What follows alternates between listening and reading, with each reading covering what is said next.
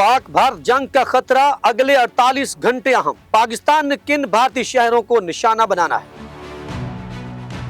नाज़रीन इकराम, एक लम्हे को सोचिए, क्या आप तैयार हैं जानने के लिए कि कौन सी खबरों ने हमारी सरहदी हिफाजत, मईशत और कौमी सलामती को एक नई हालत जंग के करीब पहुंचा दिया है। आज हम ऐसी दस्तावेजी तफसीलात आपके सामने रख रहे हैं जो सुनकर आपके रोंगटे खड़े हो जाएंगे। रावलपिंडी की आला सतही सिक्योरिटी ब्रीफिंग में ऐसे बयानात और मनसूबे सामने आए हैं जिनसे साफ जाहिर होता है कि इलाकाई तनाव एन जंगी मदार में दाखिल हो सकता है। पाक फौज ने खुले अल्फाज में खबरदार किया है, अगला इकदाम सिर्फ बॉर्डर पर नहीं बल्कि दुश्मन के अंदर हजारों मुरब्बा किलोमीटर की गहराई तक असर अंदाज हो सकता है। ब्रीफिंग में पाक फौज ने भारत की हालिया जारहाना बयानात का सख्त रद्द-ए-अमल देते हुए वाज़ेह अल्फाज में कहा है कि अगर कोई एडवेंचर किया गया तो पाकिस्तान का जवाब सिर्फ सरहदी हद तक महदूद नहीं होगा बल्कि दुश्मन के मुल्क के अंदर 300 से 400 किलोमीटर तक निशाना बनाए जाएंगे। इसी मीटिंग में 9 और 10 अक्टूबर को बहरे अरब में होने वाले नेवल एक्सरसाइजेज का ऐलान भी किया गया। बसनी बंदरगाह के मंसूबों की तफसीलात और दहशतगर्दी की फंडिंग से मुतल्लिक खौफनाक इंकशाफात भी किए गए हैं,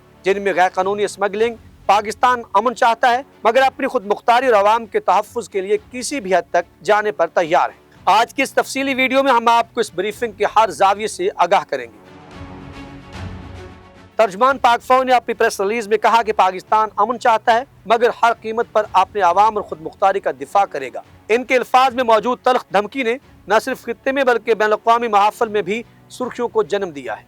अगर भारत ने एडवेंचर किया तो जवाब 300 से 400 किलोमीटर अंदर तक दिया जाएगा। ये वो नुक्ता था जिस पर ब्रीफिंग का बेशतर जोर था। ब्रीफिंग में खासतौर पर 3 बड़े सतूनों पर जोर दिया गया। पहली, दिफाई तैयारी और असली सलाहियतें, दूसरी, साहली और नेवल सिक्योरिटी, और तीसरी, दहशतगर्दी की फंडिंग और खुफिया नेटवर्क्स का पर्दा चाक करना। दिफाई तैयारी के तहत पाकिस्तान ने अपने फ़िज़ाई, ज़मीनी और समंदी वसाइल को मरबूत करके तेज़ और फैसलाकुन जवाबी कार्रवाई की सलाहियत बढ़ाने का अज़म दिखाया है।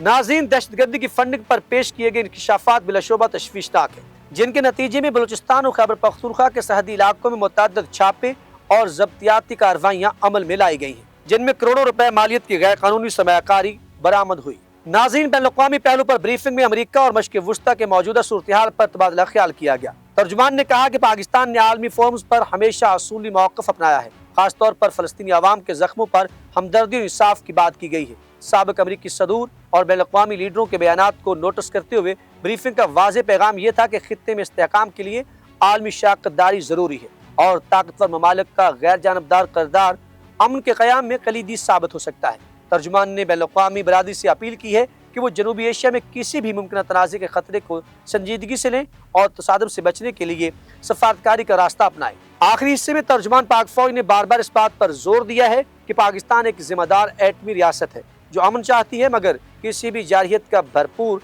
और फैसलाकुन जवाब देने की सलाहियत भी रखती है।